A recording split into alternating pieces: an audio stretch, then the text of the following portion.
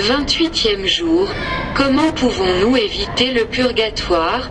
1. En pensant souvent au purgatoire, la pensée du purgatoire ramène tout naturellement à notre esprit celle de la mort et du jugement, et par là même ne peut que nous inspirer de salutaires réflexions. Pensez à vos fins dernières, dit le Saint-Esprit, et vous ne pécherez pas. Elle a pour second avantage d'inspirer l'esprit de pénitence et de mortification.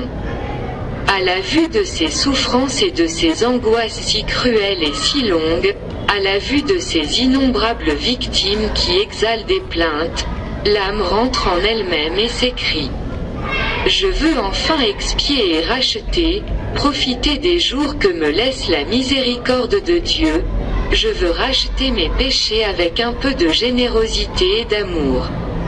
Je veux à tout prix éviter les tourments du purgatoire. Je réussirai avec ma bonne volonté et la grâce d'en haut, si avec la grâce de Dieu, nous avions toujours cette vérité devant les yeux. Il serait impossible que nous ne devenions pas des saints et de grands saints.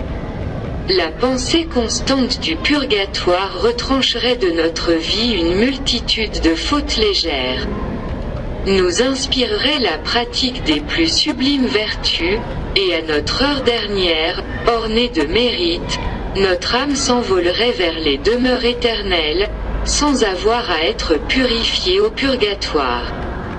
2.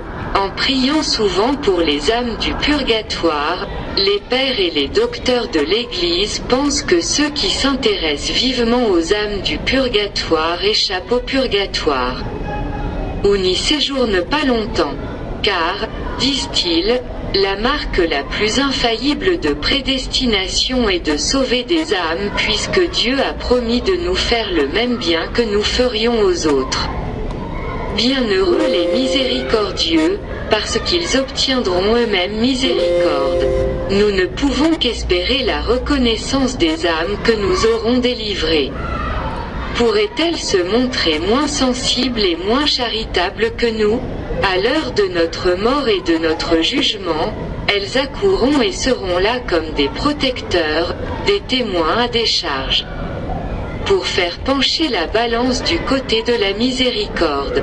Elles déjoueront les pièges de l'esprit infernal et nous obtiendrons la plus précieuse des grâces, celle d'une sainte mort.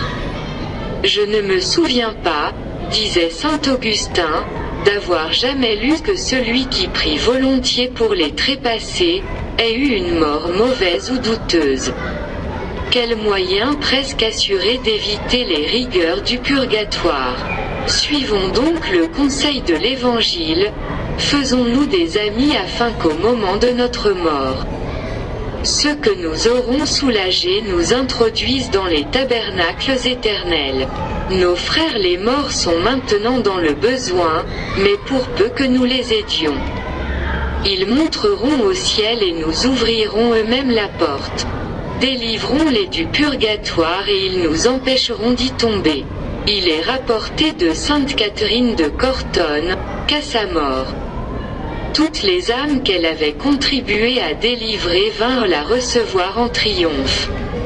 3. Exemple, on raconte qu'une personne particulièrement amie des âmes du purgatoire avait consacré sa vie à les soulager.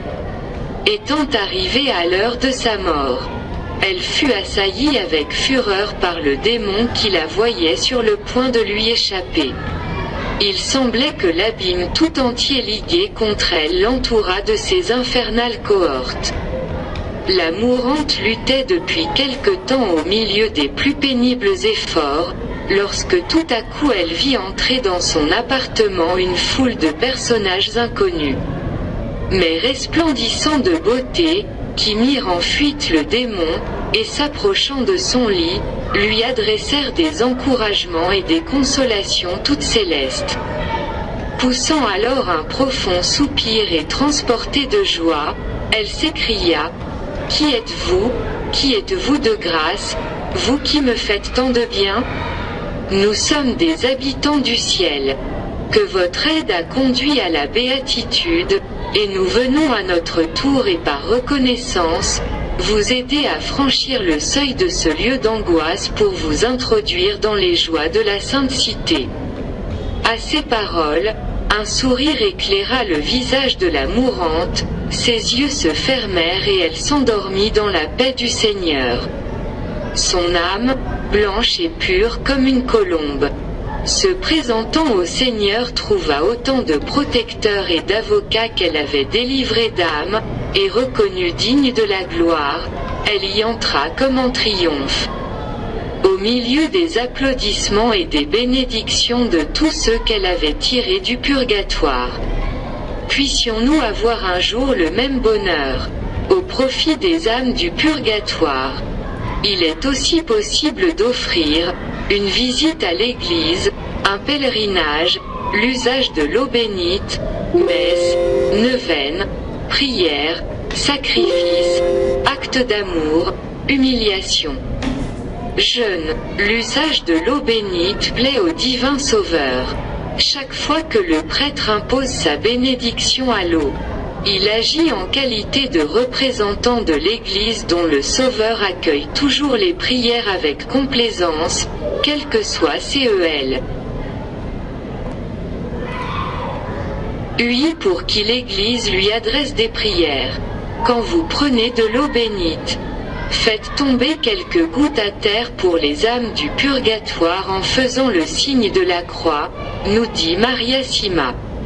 Prions, ne permettez pas, ô mon Dieu, que j'éloigne de mon esprit, par une fausse sensibilité, la pensée si salutaire du purgatoire. Gravez-la profondément dans mon cœur comme un puissant moyen de me préserver moi-même du purgatoire et de venir en aide aux âmes qui y séjournent.